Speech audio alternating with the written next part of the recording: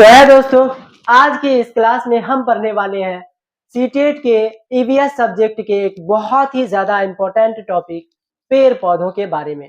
दोस्तों, सीटेट के इतिहास में ऐसा कभी नहीं हुआ है कि एक ना एक प्रश्न पेड़ पौधों से नहीं पूछे गए हो। तो होपफुली मैं ये कह सकता हूँ कि इस बार के ऑफलाइन पेपर में भी पेड़ पौधों से प्रश्न जरूर पूछे जाएंगे और इस वीडियो के देखने के बाद आप पेड़ पौधों से पूछे जाने वाले सभी प्रकार के प्रश्नों का उत्तर बहुत ही आसानी से दे पाएंगे। तो आइए शुरू करते हैं। दोस्तों, पेड़ पौधों को उनके आकृति, उनके आकार और उनके तना के प्रकृति के आधार पर कई वर्गों में बांटा गया है। इन सारे वर्गों को इस प्रकार पढ़ा जा सकता है। नंबर 1, वृक्ष, जिसे इंग्लिश में ट्री भी कहते हैं।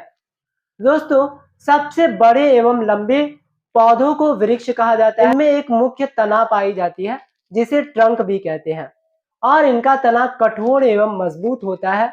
इसी तने के ऊपरी हिस्से से शाखाएं निकलनी शुरू होती है, जैसे आम, बरगद, नीम, जामुन इत्यादि।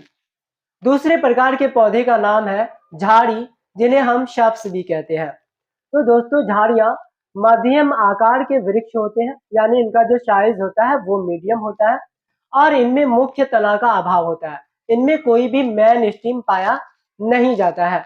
इनकी जो शाखाएं होती हैं वो जमीन के कुछ ही ऊपर से निकलनी शुरू हो जाती है, जैसे मेहंदी, गुड़हल, गुलाब और कैक्टस इत्यादि।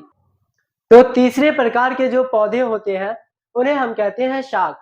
इनके बारे में ये याद रखा जा सकता है कि शाक छोटे आकार के पौधे होते हैं। इनका जो तना होता है वह बहुत ही ज्यादा कोमल और हरे रंग का होता है और इनमें ज्यादा शाखाएं नहीं होती हैं, जैसे कि सरसों, पुदीना, गेहूं, धान इत्यादि। चौथे प्रकार के जो पौधे हैं उन्हें हम कहते हैं घास। घास के बारे में एक फैक्ट आप ये याद रख सकते हो कि घास जितना जमीन के ऊपर होता है उससे कहीं ज्यादा अंदर उसकी जड़ें होती हैं, जिन्हें हम आसानी से नहीं निकाल पाते हैं। तो कभी कभी इसे निकालने के लिए हमें खुरपी की मदद लेनी पड़ती है। इसके अलावा पौधे कुछ अन्य प्रकारों के भी होते हैं, जैसे कि क्रीपर्स, या जिन्हें हम हिंदी में विसर्पी लता कहते हैं। तो दोस्तों, जैसा कि ये शब्द है विसर्पी या क्रीपर, क्रीप का मतलब तो आप जानते होंगे। क्रीप का मतलब होता है रेंगना। जब हम जमीन पर रेंगते हैं या कोई भी कीड़े मकोड़े जमीन पर ऐसे सरक सरक करके चलते हैं तो उन्हें हम कहते हैं क्रीपर्स। ऐसा ही क्रीपर प्लांट्स के साथ होता है, क्योंकि उनके जो तना होते हैं वो उनमें मजबूती का अभाव होता है, वे कठोर नहीं होते हैं। इस वजह से वह सीधे सीधे ग्रो नहीं कर पाते और ग्राउंड पर ही बढ़ना शुरू कर देते हैं, तो उन्हें हम कहते हैं क्रीपर्स। इसके एग्जाम्पल्स हैं लौकी, कद्दू, तरबूज, खरबूजा इत्यादि।